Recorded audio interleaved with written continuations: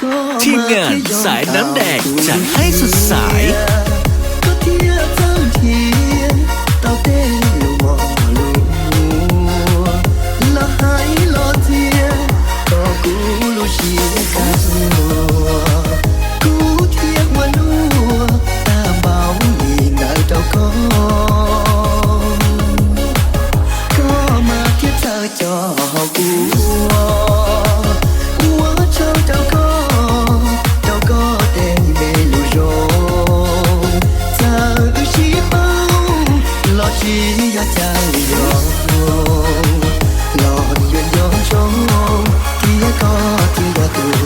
ทีมงานสายน้ำแดงจัดให้สุดสาย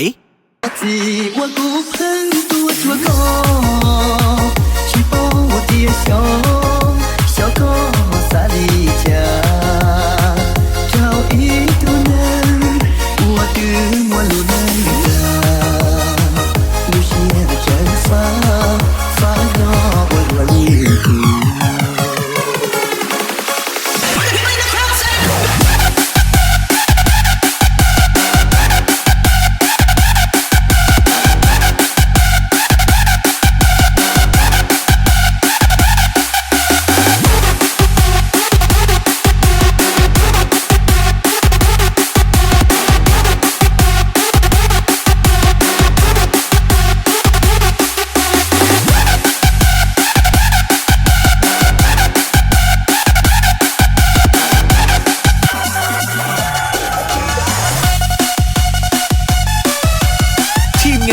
สายน้ำแดงจัดให้สุดสายชิโป้เดียชอก็สาลีจ้าเจ้าอีตัวนั้นว่าตื่นว่าลูนันจ้าลูเชียจันฟ้า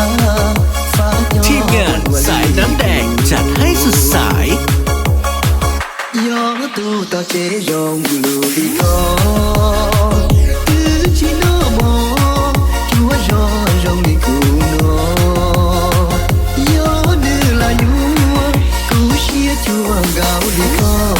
ทีมงานสายน้ำแดงจัดให้สุดสาย